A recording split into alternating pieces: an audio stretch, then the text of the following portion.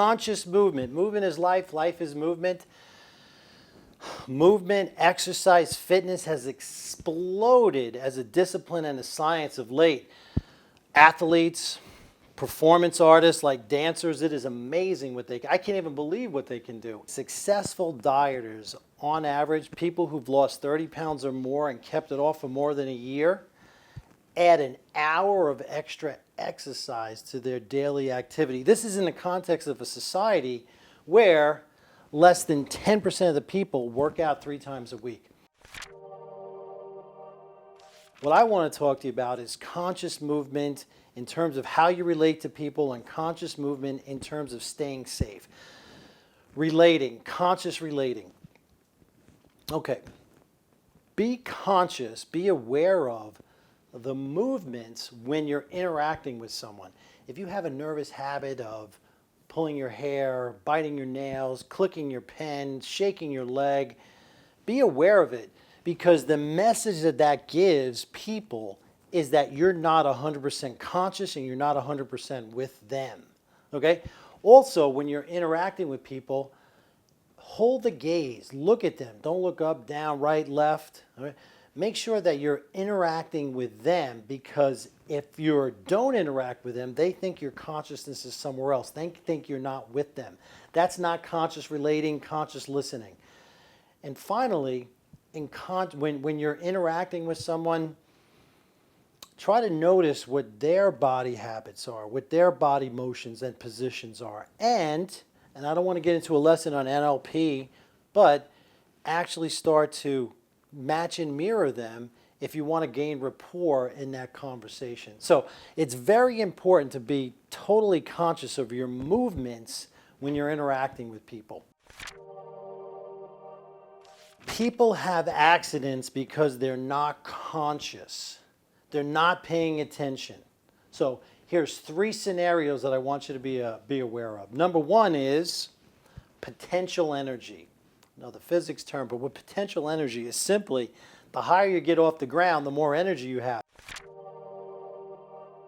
Potential energy. Now this is a physics term, it's really simple. Your potential energy increases as the higher you go. On a ladder, for every step you go up, your potential energy significantly increases. And you want to be conscious when you have increased potential energy.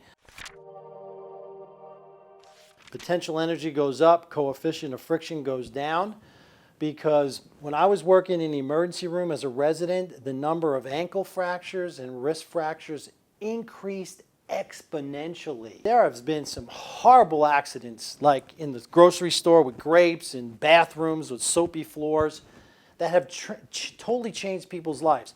If you avoid the pitfalls, you can live a long, happy, healthy life. Increased velocity. Now the most common one is your car.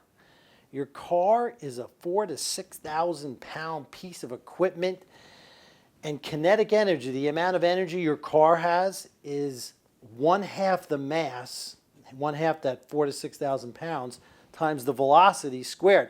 You're driving down the road at 60, 70, 80 miles an hour, you're on your phone, you're listening to GPS, talking to your wife, thinking about yesterday, thinking about tomorrow.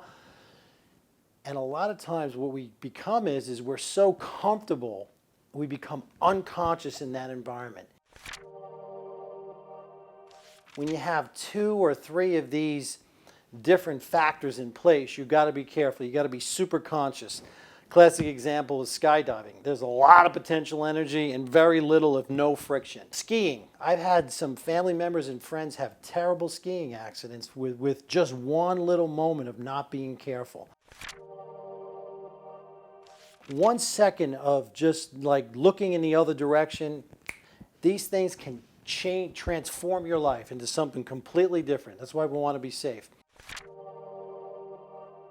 You want to be conscious of your movements in the environment, especially unusual, strange, different foreign environments. One quick example, I don't know if you've ever traveled to London. As you know, in London, they drive on the left. So what they do is they have signs all over the streets, all over the curbs, look to the right, because every day in London, American tourists get hurt or injured, or even worse, because people are not aware of their environment.